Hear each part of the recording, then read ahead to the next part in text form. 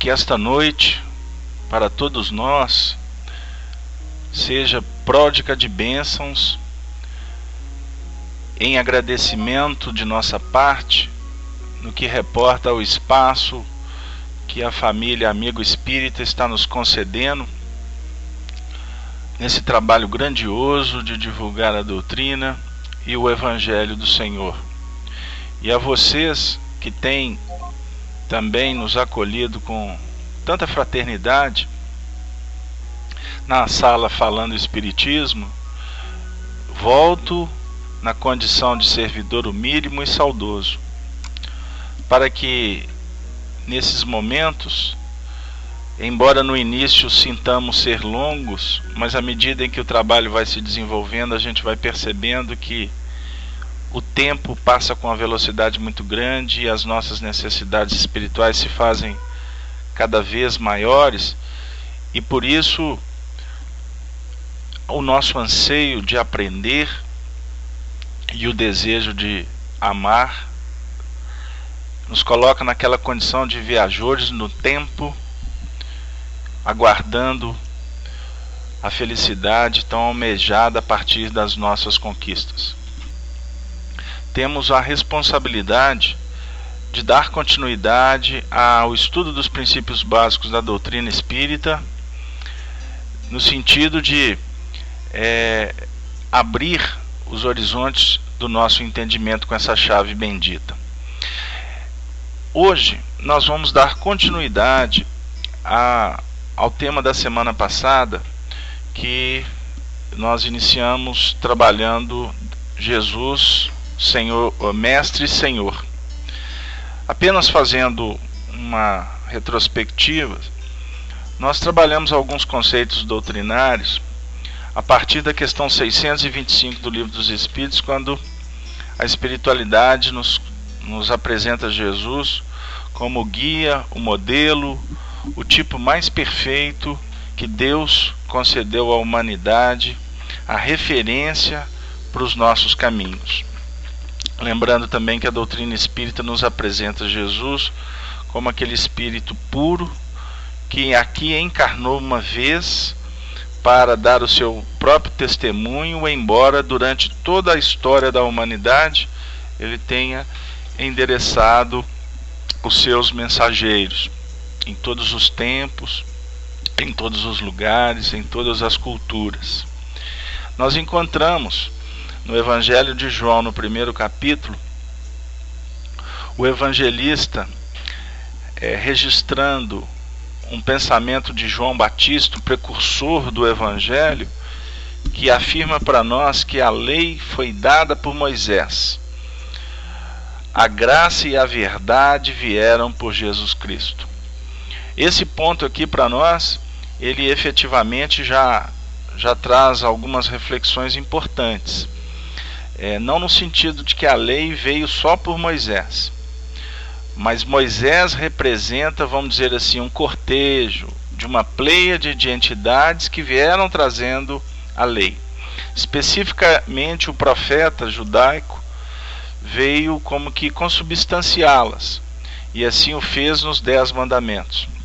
Mas nós encontramos em toda a história, em toda a trajetória da humanidade, os enviados do Senhor. E a graça e a verdade também representam para nós a oportunidade de intercambiarmos com Deus a partir do movimento de viver a verdade. Por isso é que Jesus Cristo veio ao mundo para dar o próprio testemunho, porque assim os mestres o fazem. Ou seja, eles apresentam o conteúdo, os ensinamentos, não só da cátedra, não só de uma forma, vamos dizer assim, explanada, mas principalmente pelos aspectos da vivência, porque é na vivência em que o conteúdo ele eminentemente vai impregnar o coração dos aprendizes, no tempo e no espaço, não de uma forma imediatista, mas sim com aquela semeadura que há de frutificar no instante em que o discípulo vai se engrandecendo, não só no entendimento, mas também pela sua própria vivência. O Juarez, nosso querido coordenador, eu peço a ele um pouco de paciência, porque ele nos colocou numa saia justa, porque ele já nos apresentou assim um desafio, porque para falar da vida de Jesus como um todo seria para nós impossível, principalmente porque quando a gente lê o Evangelho de João, no capítulo 21, no versículo 25, a gente já fica temeroso, porque o evangelista diz assim, que há, porém, ainda muitas outras coisas que Jesus fez, e se cada uma das quais fossem escrita, cuide que nem ainda o mundo todo poderia conter os livros que se escrevessem, e muito mais os instantes em que nós estamos apenas refletindo. Mas eu gostaria de pedir a vênia de vocês para iniciarmos o nosso trabalho com uma página que eu reputo como uma página sublime de Emmanuel, numa prece em que ele, no ano de 52, exatamente no dia 23 de dezembro, fez na véspera do Natal. Está inserida no livro Instruções Psicofônicas, que foi organizada pelo nosso querido Arnaldo Rocha. Afirma assim o evangelizador do Brasil: Senhor, Tu que nos destes no tempo, o sábio condutor de nossos destinos, faze-nos entender a bênção dos minutos, a fim de não perdermos o tesouro dos séculos. Porque o tempo, Senhor, guardando-nos a alma nos braços das horas incessantes, embora nos amadureça o entendimento, não nos ergue da terra ao encontro de Ti. Por ele, temos a hora do berço e a hora do túmulo, a hora de semear e a hora de colher, a hora de rir e a hora de chorar. Com ele, temos a experiência da dor e da alegria, da ilusão e da realidade, do conforto e da angústia, que, em nos transformando o raciocínio, não nos alteram o coração. É por isso, Senhor, que te rogamos assistência e socorro. Ajuda-nos a cooperar com os dias, para que os dias colaborem conosco. Ensina-nos a buscar a hora de te buscar-te, no respeito aos teus desígnios, no trabalho bem vivido, no estudo de tuas leis, no serviço aos semelhantes, na contemplação de tua grandeza e na ação constante do bem. Livra-nos da inércia, porque sem tua bênção a ronda dos milênios é só repetição, prova e monotonia. Divino amigo, vem e ampara-nos a senda, porque sem ti o tempo, embora sendo luz e embora sendo vida, sem que te procuremos, deixar-nos-á clamando nos abismos da sombra, da aflição e da morte. Emmanuel, através dos condutos psicofônicos de Francisco Cândido Xavier. Falar da vida de Jesus é um movimento de muita sensibilidade, porque a nossa alma, como define Emmanuel, estamos saudosos de Jesus. Também uma frase trazida por Humberto de Campos no livro Boa Nova, na lição Os 500 da Galileia. Quando partira Jesus, os discípulos e os seus seguidores, aqueles que foram curados, reunidos em prece, rogavam a Deus notícias de Jesus, porque eles estavam com muita saudade do Rabi. Embora, como afiança o evangelista Mateus, a luz veio ao mundo e o mundo não compreendeu-a. Como afirma Emmanuel, nos tempos atuais, embora tenham passado mais de 2000 anos, nós continuamos não amando o amor maior, porque ele é o legítimo condutor da nossa evolução planetária. E o nosso querido Juarez ainda também citou o primeiro capítulo do Evangelho de João, que de uma forma poética, mas de profundidade, define que no princípio era o Verbo, e o Verbo estava com Deus, e o Verbo era Deus. Ele estava no princípio com Deus. Todas as coisas foram feitas por ele, e sem ele nada do que foi feito se fez. Nele estava a vida, e a vida era a luz dos homens. E a luz resplandece nas trevas, e as trevas não o compreenderam. Ele nasceu na manjedoura, como todos nós sabemos.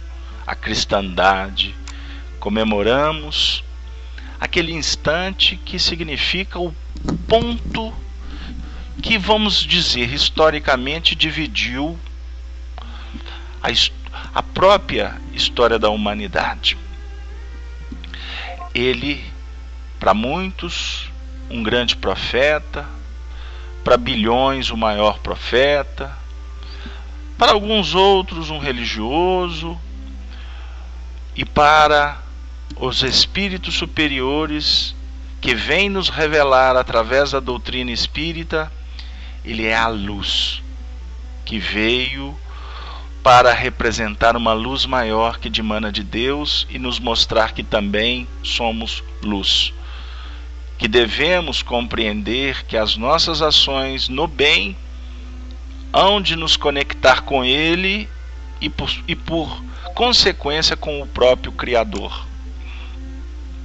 Então, meus queridos irmãos, a manjedoura, o nascimento de Jesus, ele, além de definir um ponto transcendente na própria história planetária, porque quando formado o nosso planeta há bilhões de anos, ele já estava numa condição de espírito puro, conforme define Emmanuel, que a história dele se perde na poeira dos sóis.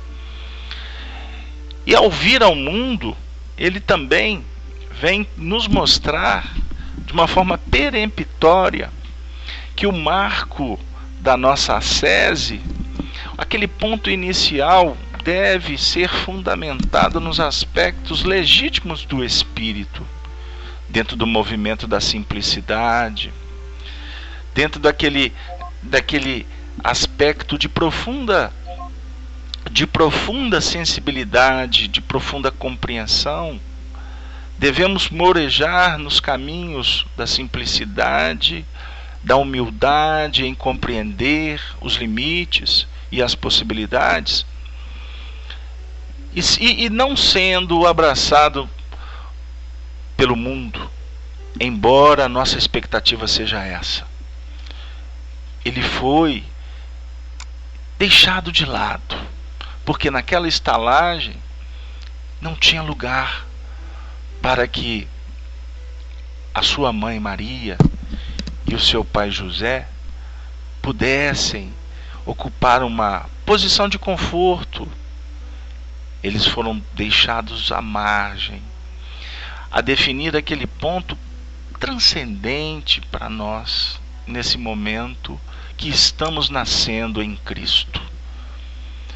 Devemos nos desvestir das prerrogativas, abrir mão do aplauso, talvez até fugir do reconhecimento, pode ser uma estratégia, sem exigir pagamentos ou louvores, porque o despertar do Espírito, ele está na razão direta da compreensão nossa quanto aos nossos desafios na vida. E por isso, iniciar todo o projeto, nós devemos refletir sobre a importância de começar nas ações mais simples, porque a cada tijolo é que nós atingiremos o todo da construção, que talvez já almejamos ou que ainda nem deslumbramos. O grande lance é caminhar na simplicidade, não é? Na sensibilidade de observar o que Deus está nos convidando a realizar, prestando atenção naquele movimento que está à nossa volta, como no caso dele, aquela criança, aquela estrela de altas expressões em grandeza, apaga-se para iniciar, junto com seus pais, um grande messianato. Então, a história do nascimento de Jesus, por si só, ela já é riquíssima para estudarmos talvez muitas existências. Embora muitas vezes nós movimentamos nos estudos, valorizando talvez os fenômenos mediúnicos que antecederam a chegada dele, como por exemplo o nascimento de João Batista, aquele instante que o anjo Gabriel visita a mãe de João e seu pai, não é mesmo? Para depois um outro movimento também mediúnico que da visitação do anjo a Maria, da visitação do anjo a José, enfim, sintetizando, ou mesmo os fatos transcendentes que marcaram aqueles movimentos, como a aparição dos espíritos em muitos lugares, o cometa que guiou os pastores, os reis magos.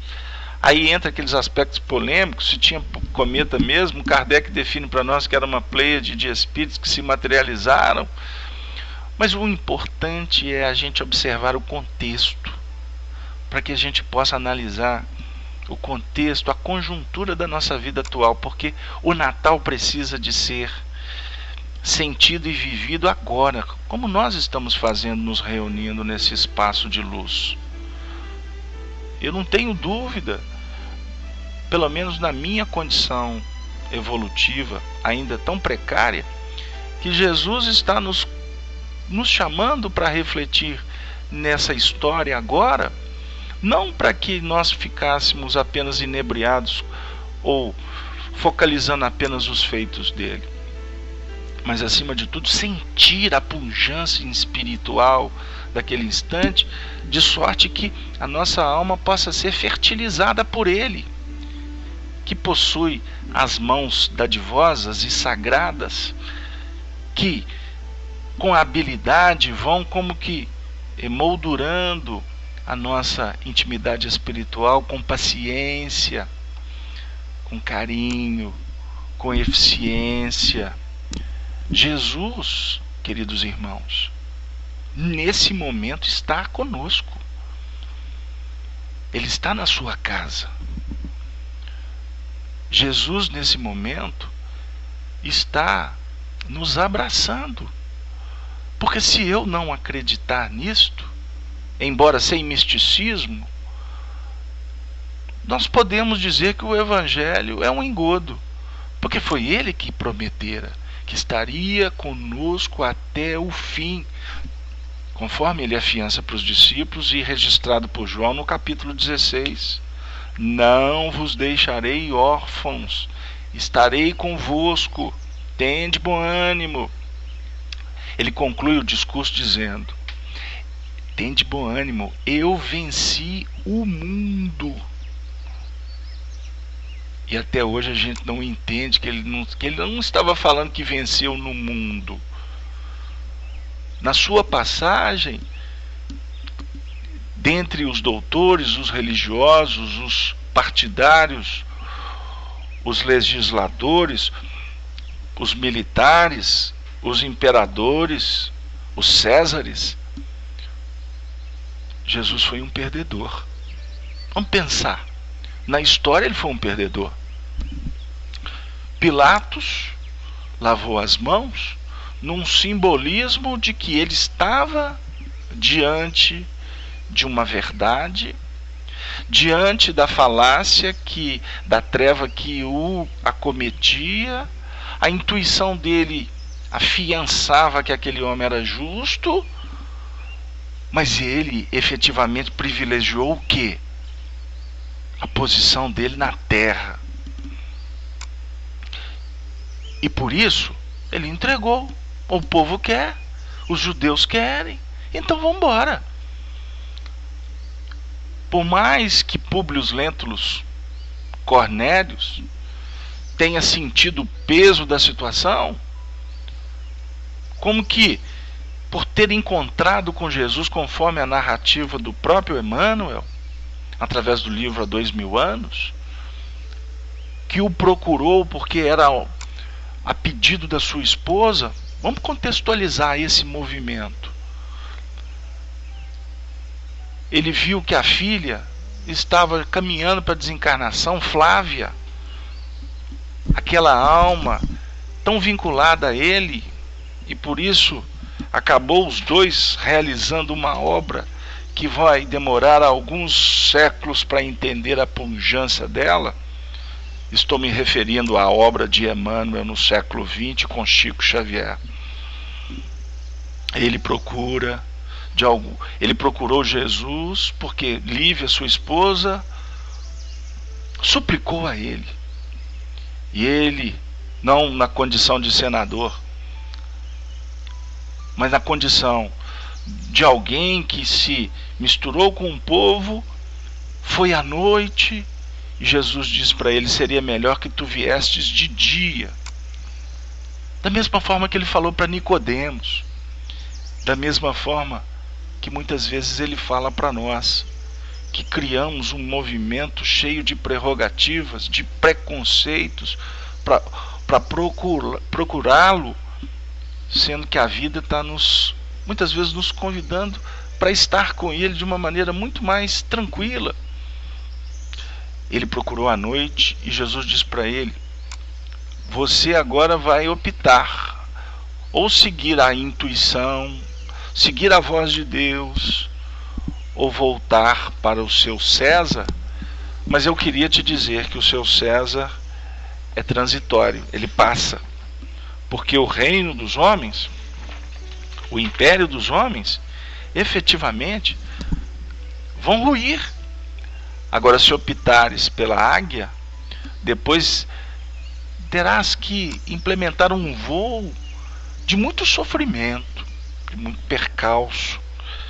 E assim o fez. E naquele momento, voltando, aquele instante em que ele estava diante de Jesus, o coração dele de alguma forma gritava: não entre nisso.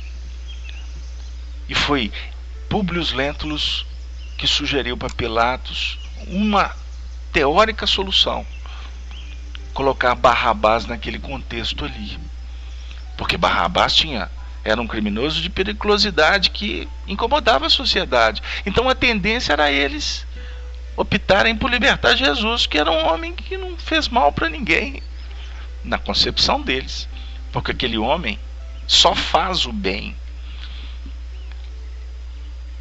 A humanidade ainda pediu Barrabás ensandecida.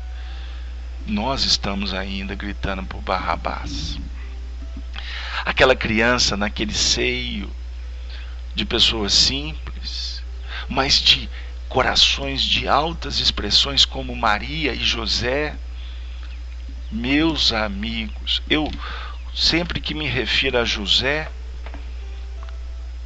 permita-me fazer um comentário pessoal, interpretação de estudioso ainda muito acanhado.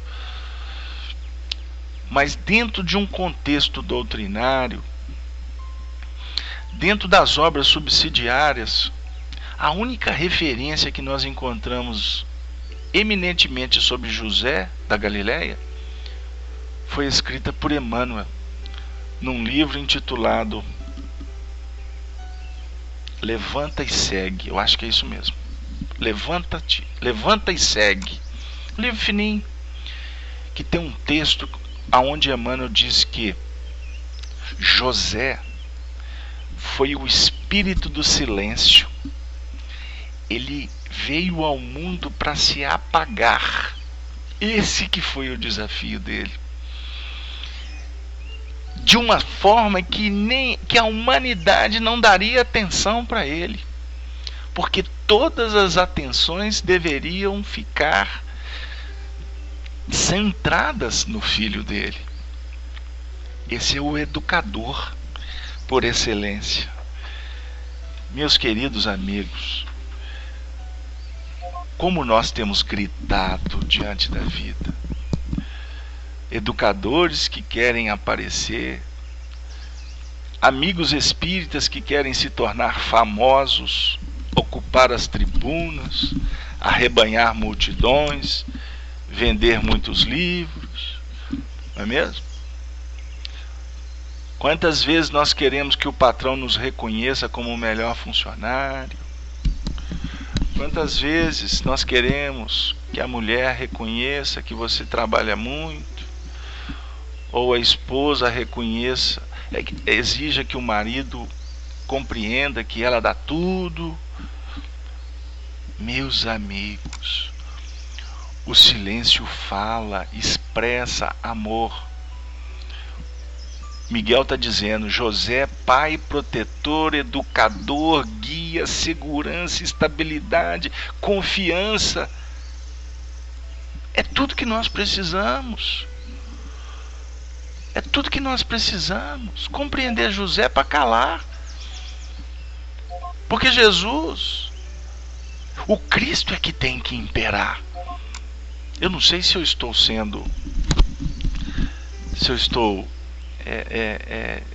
desviando do foco, mas assim, é o que o meu coração está pedindo para refletir com vocês, irmão Sol, que está contribuindo aí para nos inspirar e nos apoiar na sala. Irmão Sol, talvez você está sob a inspiração do nosso grande irmão Sol, aquela estrela que desceu na Idade Média para nos trazer a poesia do amor. Francisco de Assis, o discípulo amado. Por que ele era o discípulo amado? Os outros não foram amados? Não é isso. Que Jesus ama a todos, sem distinção. Deus não faz acepção de pessoas, escreve Paulo de Tarso. Mas o discípulo amado, ele representa o que nós vamos nos tornar amanhã. Sensibilidade, dedicação, carinho, intuição, mediunidade evangelizada. Não que os outros não tiveram. Vamos entender isso, porque cada apóstolo representa uma faceta da nossa personalidade a ser trabalhada. Por isso é que Jesus escolheu 12. E se a gente começar a estudar Emmanuel, por exemplo, com mais profundidade, nós vamos compreender que os discípulos não eram os espíritos mais evoluídos, os mais próximos de Jesus na tutela da formação do orbe. Não podia ser. Porque se ele trouxesse aqui espíritos puros para fazer parte do colégio apostolar, qual a referência que nós teríamos? Já paramos para pensar nisso? Agora, os discípulos de Jesus são espíritos que estão na vanguarda e que nós temos que buscar inspiração neles, não idolatria com eles. Mas eu oro muito para Pedro. Tu és Cefas, sobre ti edificarei a minha comunidade, edificarei as tarefas. Eu peço muita ajuda para Pedro. Pedro, de onde estiveres, me ajuda a ficar firme, meu querido, com todo respeito. Mas eu também converso com eles quando eu deito a cabeça no travesseiro. Eu peço para Tomé, você teve dúvida, mas você tinha racionalidade. Você, de alguma forma, falava um pouquinho do que Allan Kardec veio nos falar lá na frente. Por isso é que você ficou por último. Jesus deixou você por último para dizer para você: bem-aventurado Tomé, foram os que não viram e creram. Porque é aí que está o grande movimento. E aí, meu querido Juarez, você que está vibrando aí, eu estou sentindo o seu carinho, e que você que tem dado tantas lições no espaço Falando Espiritismo nas terças-feiras à tarde, quando traz conceitos kardecianos sobre a mediunidade, ajudando os médiuns, que nós estamos em processo de educação mediúnica constante. Mas vamos pensar. Nós, espíritas, estamos no movimento espírita à cata de fenômenos. Já paramos para pensar nisso? Eu escutei hoje à tarde, entrei numa sala, me perdoe, eu esqueci o nome da sala. Pela primeira vez, escutei uma companheira, e até ela me concedeu a oportunidade de divulgar o trabalho da noite. Ela, muito carinhosamente, eu fiquei prestando atenção nela, tocando nesse assunto. Quer dizer, nós queremos saber o nome do nosso mentor espiritual. Nós no Centro Espírita exigimos que os médiuns tragam de volta os nossos parentes desencarnados. Nós exigimos dos médiuns receitas mirabolantes para curar doenças que são, na realidade, os nossos grandes desafios. O Décio está me ajudando. O nome da sala é Unidos pela Doutrina dos Espíritos. Obrigado, Décio. Você uniu a minha ignorância, né, mas a minha vontade de acertar com a verdade. Obrigado. Mas assim, por que nós buscamos tantas coisas externas? Eu só assisto um ou outro palestrante. Os outros não servem. Porque o palestrante de cá, de repente, tem mais habilidade, ou ele tem mais experiência, mas eu não me presto a ouvir aquele companheiro que está lendo a primeira página. Porque todos somos médiuns, não é? Todos temos algo a trazer do mundo espiritual. Há algumas semanas atrás, quando estudávamos um determinado tema, nós trouxemos aqui alguns aspectos da mediunidade e citamos o capítulo 16 do Evangelho, do livro Nos Domínios da Mediunidade, aonde tem uma atuação da médium Ambrosina. Quem está aí conosco há mais tempo vai se lembrar. Aquele capítulo precisa de ser estudado por nós espíritas com muito cuidado, para a gente entender como é que funciona uma atividade espírita. Uma reunião pública que tenhamos ali 10. Tem casa espírita que tem 2, viu, gente? Tem casa espírita que tem 5. A gente costuma viajar aí naqueles centro espírita do chão batido, que assim eu brinco, e costuma ser aqueles centros de maiores expressões espirituais, porque ali a gente muitas vezes encontra muito mais carinho do que a gente não encontra nas grandes instituições. Mas uma reunião pública pode ter 2, 3, 10, 20, 30, 100, 600, 1000 pessoas. Os espíritos atendem a todos.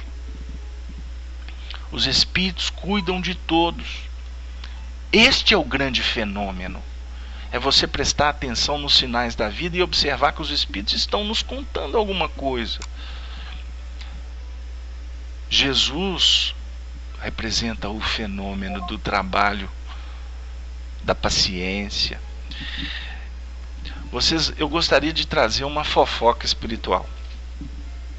Eu tinha reservado um texto aqui para ler para vocês, porque o texto mexeu comigo profundamente, mas eu fiquei conversando, olhando para a tela, para as participações, o ventilador soprou o meu livro, desmarcou a página.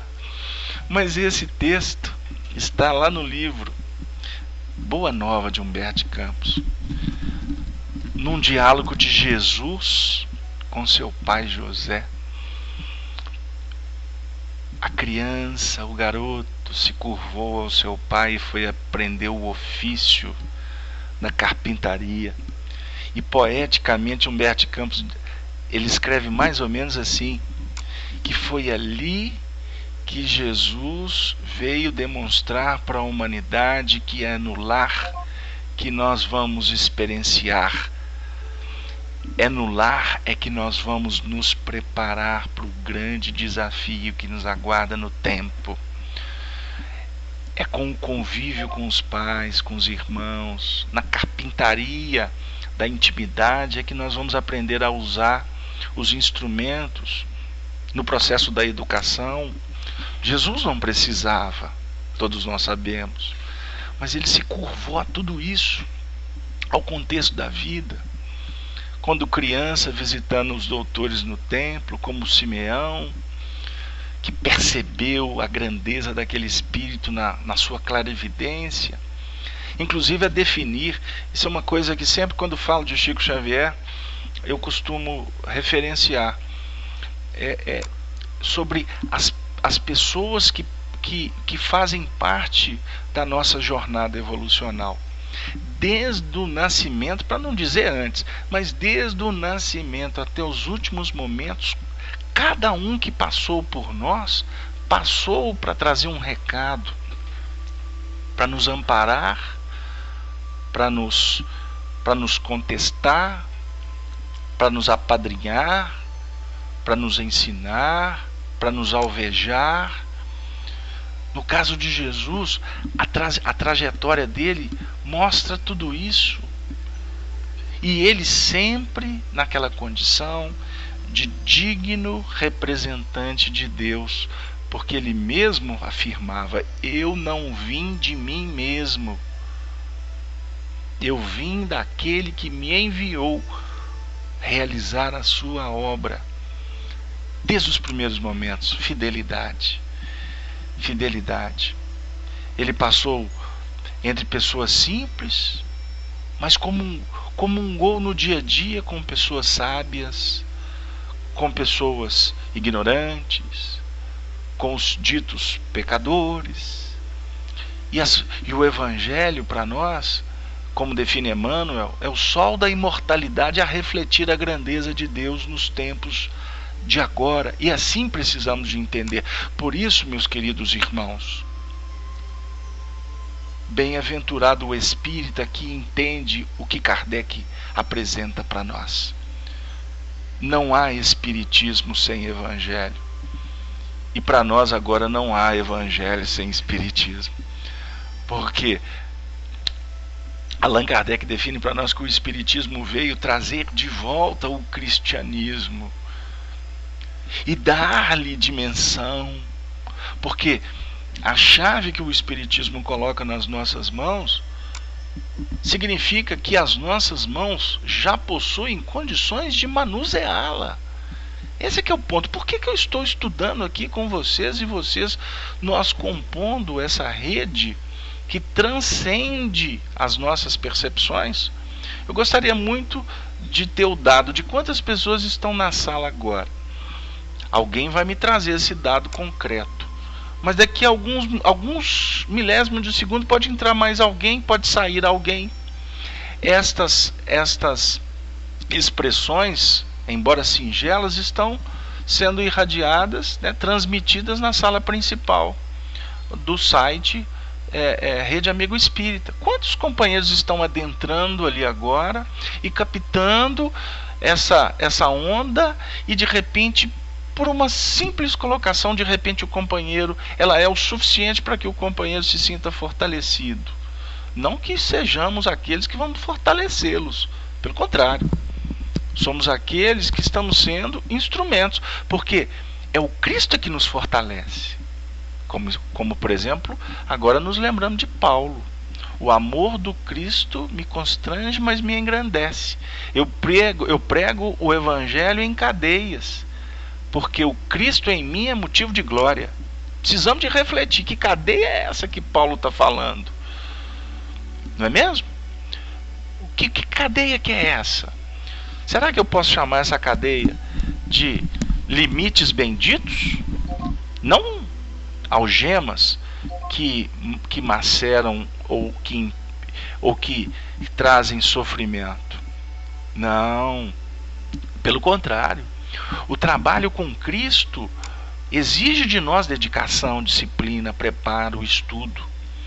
E quanto mais eu me preparo, eu estudo, eu me envolvo, eu dedico, eu dou a vida, o maior beneficiado do trabalho cristão somos nós mesmos. E esse é o ponto que nós espíritas precisamos, nesse momento, discutir, debater, para que a gente possa convergir para um ponto possível da atualidade.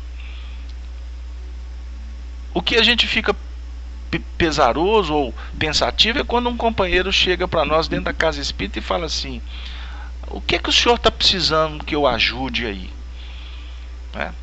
Eu estou vindo a esse centro ajudar porque... não, eu faço uma tarefa tal porque eu quero ajudar os sofredores. Nós precisamos estudar mais um pouquinho, porque o nosso esforço pode beneficiar sim, porque é lei de cooperação, como define Emmanuel na introdução do livro Paulo e Estevão, quando ele vai falar de Paulo, que para falar de Paulo não temos como não falar de Estevão e de Abigail. Ele faz essa junção do trio, né? essa união desse trio bendito, e conclui dizendo assim: porque a lei de Deus, a lei do amor é uma lei que se expressa pela cooperação. Não existe amor sem cooperação, não existe trabalho no bem sem esforços conjugados, não existe divulgação do cristianismo sem trabalho de equipe.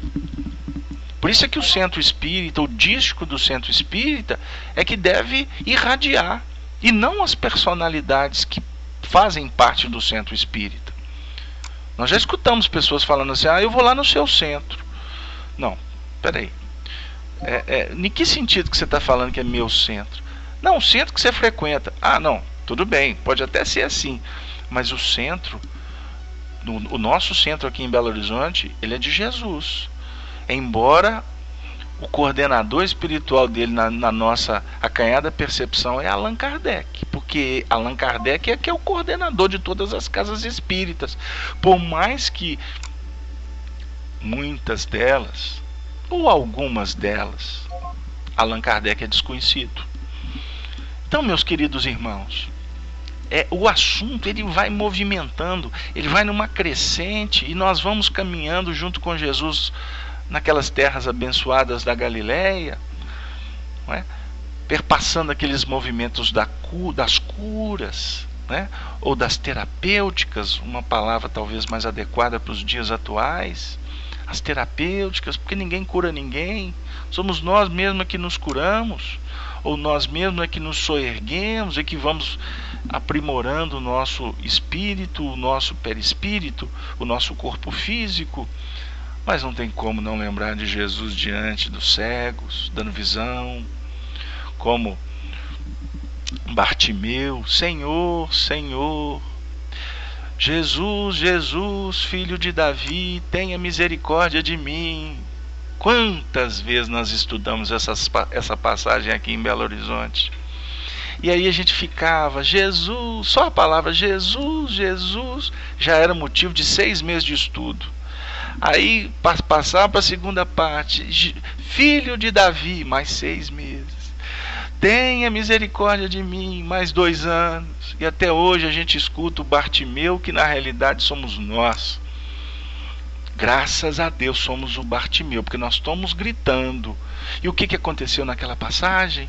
Não estou com ela aqui no pé da letra, mas apenas historicamente, vamos relembrar. Por mais que ele gritava, cada um dos evangelistas tratam o assunto de uma forma diferente, mas ele clamava para uns, gritava para outros: Jesus, e a multidão mandava que ele calasse. A multidão tentava fazer com que ele ficasse lá quietinho, sentado na beira do caminho. E ele continuou com fé até que Jesus pergunta para os discípulos, ou melhor, designa aos discípulos: traga-o aqui. E aqui vai até um comentário, meus amigos. Jesus não vai. Jesus vem. Porque o atendimento, ele não pode ir, porque se ele for, ele está alterando o mecanismo do aprendizado. É o discípulo que vem. Eu não vou ficar nisso aqui, porque não é o nosso trabalho aqui, não está com esse enfoque hoje. Mas somos nós que Jesus está dizendo: vai lá, busca o cego. Porque É quando nós vamos buscar o cego, é que nós estamos aclarando, nós estamos clarificando o nosso modo de ver. E aí quando vamos abraçar o cego, aí nós deixamos aquela condição de ser os intermediários para tornarmos o cego. O evangelho é assim que precisa de ser trabalhado. Cada personagem daquelas histórias somos nós mesmos que temos que nos identificar lá. A gente tem que aprender a tirar o espírito da letra. E o Bartimeu disse, Jesus pergunta para ele, o que queres de mim? O que queres que eu faça, dependendo da tradução? Bartimeu disse, que eu veja. Para Marcos, que eu tenha vista. Para Mateus, eu quero ver. É a compreensão, meus amigos. É a compreensão. E Jesus disse, a tua fé, veja, a tua fé te curou. Eu vou levantar uma polêmica aqui, viu, querido Juarez? Você me perdoe, você coloca meu nome no livro de prece. Mas será que os evangelistas escreveram que Jesus realmente curou o cego? Ele tem autoridade. Mas eu tenho para mim que o grande lance não era se ele curou o cego. Não é. Não é. O grande lance é o movimento do cego, que pediu para ver. E Jesus disse, bem-aventurado, a tua fé te curou, porque você já está vendo. O que aconteceu em seguida? Aquilo bastou. Por mais que a multidão tente nos obliterar, a treva tente nos afastar, o nosso movimento é de continuar clamando, dizendo, Jesus, filho de Davi. Porque quando eu falo filho de Davi, inclusive, eu estou reconhecendo a trajetória espiritual. Eu estou reconhecendo a autoridade. Então a cura está em cada um. Juarez, puxa vida, agora foi Pentecostes.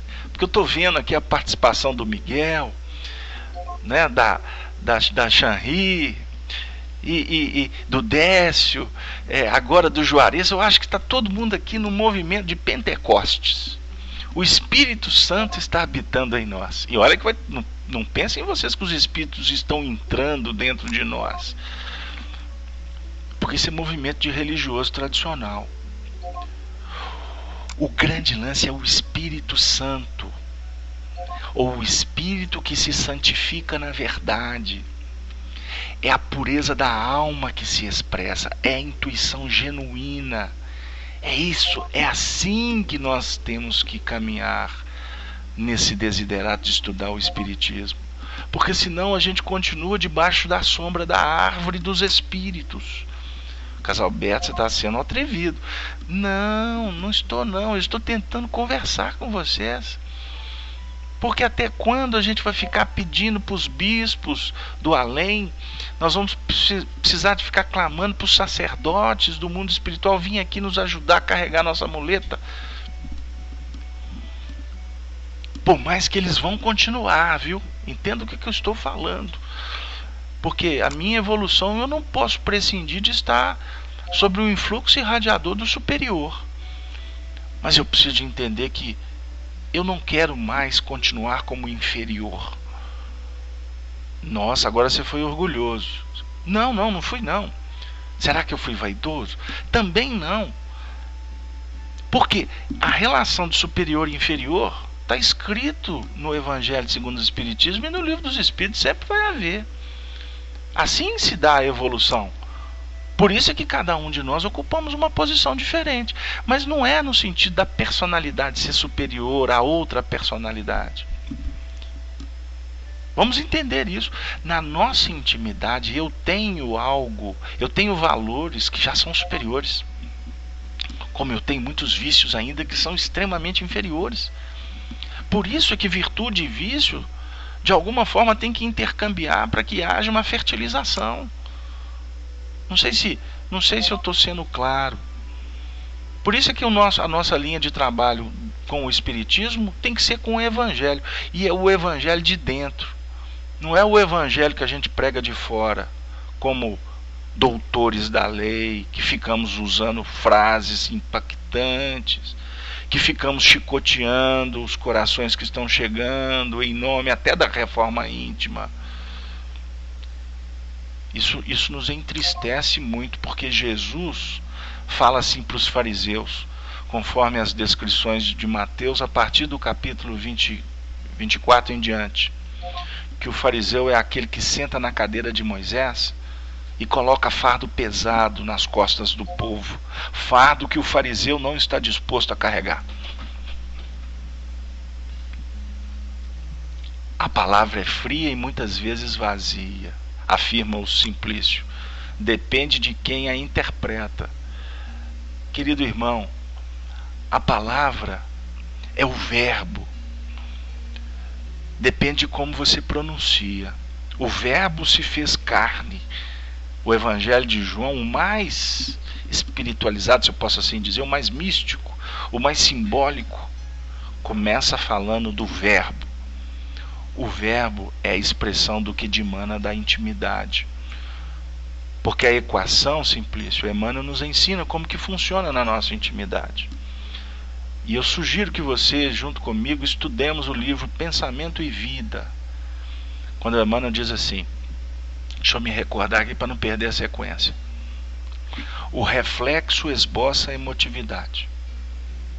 A emotividade plasma a ideia.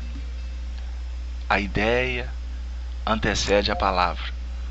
E a palavra antecede a atitude e as expressões. Esse é o mecanismo das nossas expressões. Por isso é que Jesus define para nós que nós somos conhecidos como árvores pelos frutos. São as nossas reações. Nós não somos conhecidos pelas nossas ações, que na maioria delas são premeditadas. Então eu posso concluir que nós somos reconhecidos nesse mundo de tantos desafios, de tantos testemunhos. Nós somos conhecidos na hora que a onça tem que beber água. Aí a gente vai ver qual que é a nossa posição espiritual. E bem-aventurados são os simples, os humildes, os que têm sede de justiça. Bem-aventurados quando sentimos a necessidade de um pastor na nossa vida. E o pastor, queridos irmãos, querendo os homens ou não, os religiosos muitas vezes se deleitam, mas querendo a humanidade ou não, o pastor é Jesus, o Cristo, que está nos amparando nesse instante, dizendo: vinde a mim todos vós que estáis cansados e sobrecarregados, que eu vos aliviarei. Ponto e vírgula. Me refiro aqui ao capítulo 11 de Mateus, no versículo 28 em diante. Ponto e vírgula. Mas tomai sobre vós o meu jugo e aprendei de mim, que sou brando, humilde de coração. Aí encontrareis paz. Por que o mundo guerreia? Porque não recebe a paz de Jesus. Por que o mundo caminha em trevas? Porque não permite que a luz do Cristo encontre ressonância na própria intimidade. Irmão Sol, essa passagem é uma passagem transcendente, e muito obrigado pela sua participação no chat.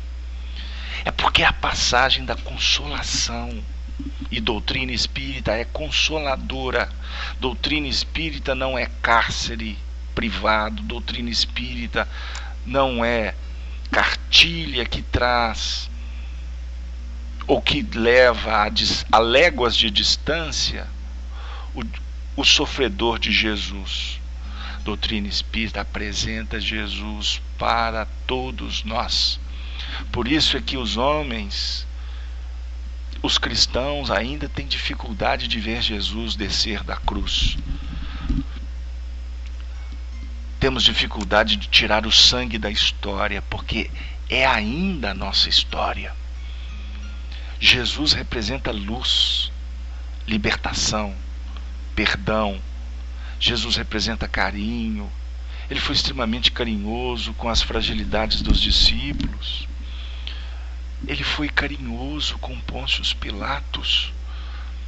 Esse espírito que nós costumamos citar, principalmente nessa época da Semana Santa que passou. Semana Santa para a cristandade, porque espírita, a Semana Santa são todas as semanas, porque todas as semanas nós temos nascimento de Jesus, nós temos curas de Jesus, nós temos o Jesus no templo alertando os cambiadores. Todas as semanas nós temos Jesus visitando a casa de Pedro, que é a nossa casa quando fazemos o Evangelho no lar. Toda semana nós ceiamos com Jesus quando abraçamos a nossa mãe. Chico Xavier, companheiro da sala. Chico Xavier, um dia eu gostaria de te conhecer, porque você escolheu um nome para a sala transcendente. Chico Xavier nos faz lembrar do nosso saudoso Chico Xavier, que já em todas as suas frases de evangelho ele se reportava a Jesus. Jesus precisa de estar entre nós, porque nós precisamos muito mais dele. Ele foi carinhoso com todos. Ele foi carinhoso com a sua mãe. Aí tem os polêmicos que falam assim, que nas bodas, quando a mãe e os irmãos bateram à porta da festa e que anunciaram a chegada dos mesmos para Jesus, até a interpretação dessa passagem está equivocada, porque a tradução dela inverteu a história. Estudemos Carlos Torres Pastorino no livro Sabedorias do Evangelho, que a gente vai entender aonde está o erro. Porque quem foi convidada para a festa foi a família dele, foi Maria. Mas não vamos entrar nisso. Jesus fala assim para os convidados e os discípulos: quem é minha mãe? Quem são meus irmãos? Apontando para eles, a não ser aqueles que fazem a vontade de meu Pai. Jesus estava desconsiderando a prole abençoada que o acolheu? De jeito nenhum, porque senão ele estaria rasgando os ensinamentos da compaixão. Ele estaria contra Moisés, que nos ensina a honrar pai e mãe. Ele não veio derrogar leis, mas ele estava dizendo, de uma forma muito carinhosa, que quem está do lado de Jesus é a mãe dele, é o irmão dele, é o pai dele, é o filho dele. E como nós podemos estar do lado de Jesus, indo para encontrar com ele na festa? Não. Me perdoe que eu já estou concluindo. E o evangelho você não conclui para ninguém. Eu estou concluindo para mim mesmo. Não é indo para a festa para encontrar com ele, indo na colação de grau, ou indo ali ou acolá.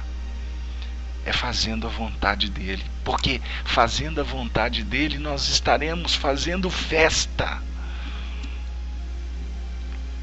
Nós estaremos promovendo um banquete. Porque quando você passa uma noite com alguém que está gemendo num hospital, você está promovendo benesses espirituais que representam festas nos céus. Esse é o ponto. Quando a gente sai de nós mesmos para enfrentar o dia a dia do trabalho, acreditando que aquele dia tudo vai dar certo, nós estamos fazendo uma festa nos céus, da nossa intimidade. E quando nós estamos carregando água na peneira para o outro, mesmo que o outro nem saiba que a peneira é furada, nós estamos promovendo uma festa que pode até agora parecer treva, mas que um dia há de nos sensibilizar e de nos reconhecer, de promover reconhecimento. Me perdoem. Eu gostaria de convidá-los nesse momento a fazer uma introspecção no tempo desta atual reencarnação, porque graças a Deus os Espíritos não nos permitem ter muitos acessos às outras existências, ou nenhum, a não ser através dos reflexos, através das emoções, das induções, mas isso não vem ao caso. Eu faço um convite para todos. Vamos caminhar no tempo, nessa existência. Vamos lembrar daqueles instantes de festas, quando estávamos do lado da mamãe, do papai, quando estávamos do lado de um irmão que hoje está no mundo espiritual, quando estávamos embalando um filho que hoje nem nos reconhece como pais, naqueles tempos em que a mesa estava farta. Ou vamos tentar lembrar daqueles momentos que a nossa mesa era escassa, que talvez mamãe ou papai tinham que pedir para que a gente recebesse. Eu costumo brincar dizendo, até lembrar das palmadinhas do papai ou da mamãe, porque hoje não pode mais não, mas antes podia. E graças a Deus podia, pelo menos para mim. Porque ai de mim se não tivesse tomado chinelada fraterna de mamãe, que não doía, mas eu fingia que doía. Mas ela estava me alertando. Ai, meus queridos amigos, vamos lembrar um pouco da nossa história, do nosso casamento. Quem casou aí? O passar no vestibular, o vencer a dificuldade. Vamos lembrar da inibição. Vamos lembrar de quando nós chegamos no centro espírita, doentes. Vamos lembrar de alguns aspectos positivos, para que nesse momento a gente possa agradecer a Jesus por tudo e pelos demais tesouros que ainda nós não compreendemos ou nem vislumbramos. Jesus, nós te louvamos, nós te agradecemos. E falar da vida de Jesus, como define João, é impossível.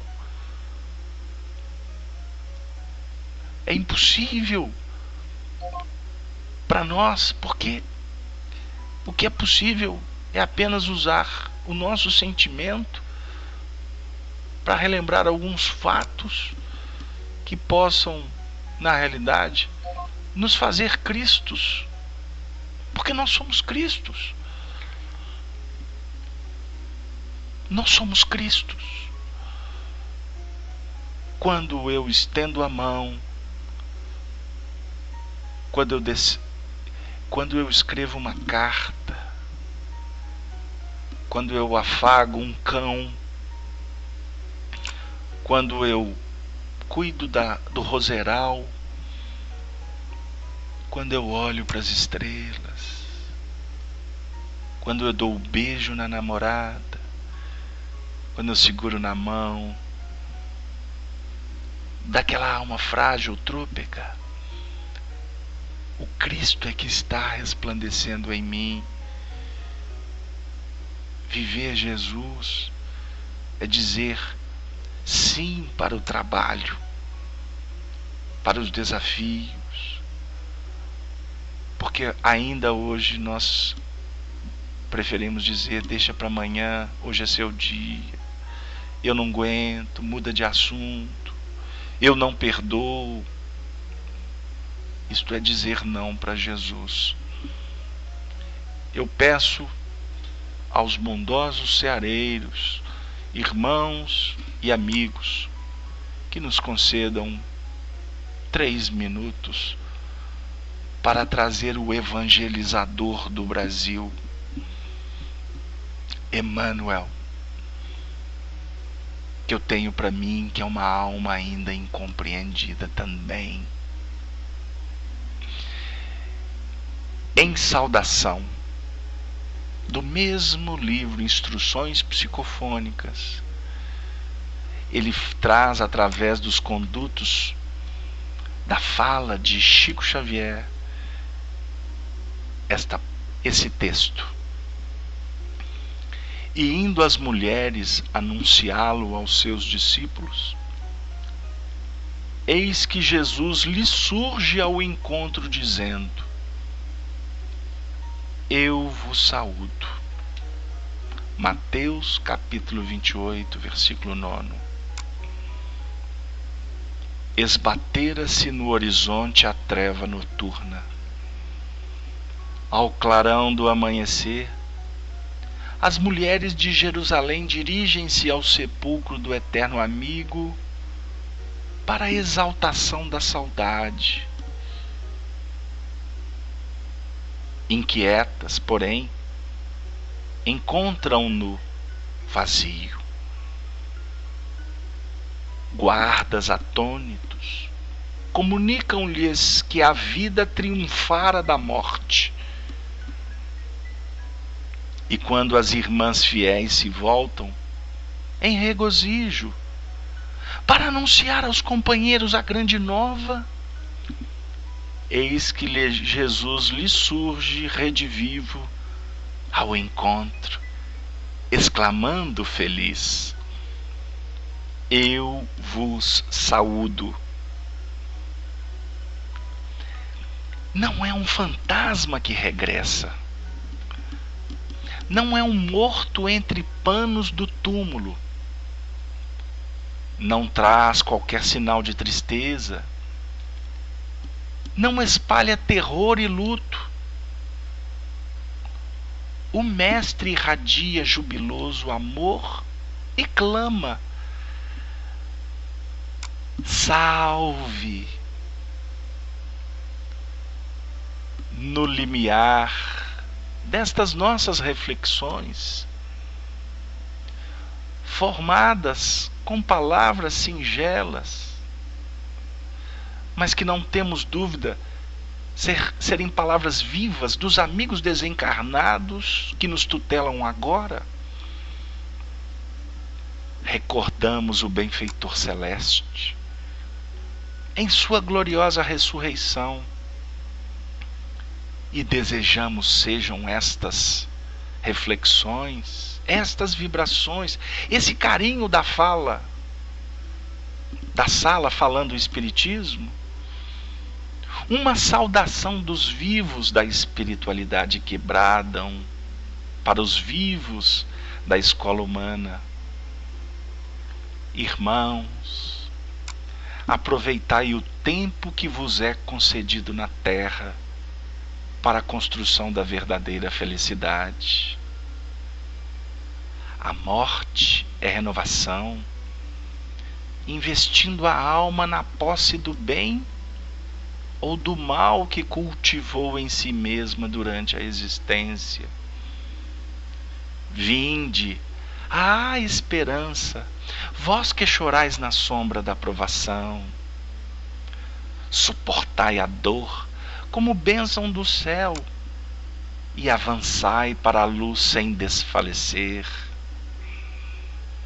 Além da cinza que o túmulo espalha sobre os sonhos da carne, a alma que amou e elevou-se renasce plena de alegria na vida eterna, qual o esplendoroso sol, fulgurando além da noite.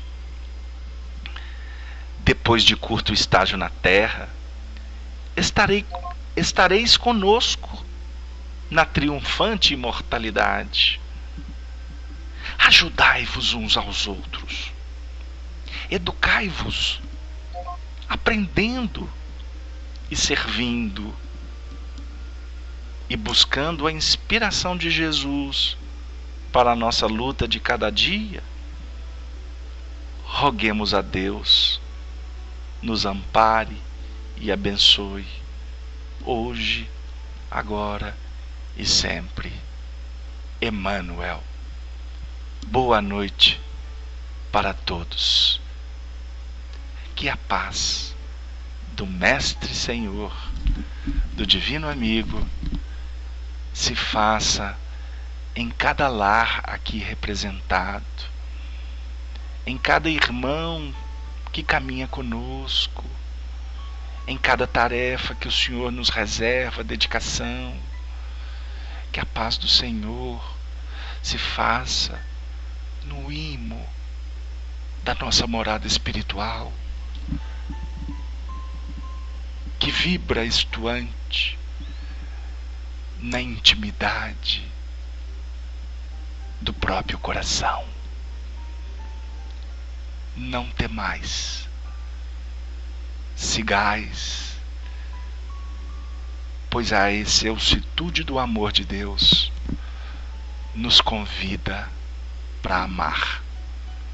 Amemo-nos, então, queridos irmãos, para que Deus nos ilumine e que estes espaços possam nos auxiliar a compreender a mensagem de Emmanuel, que não temos dúvida,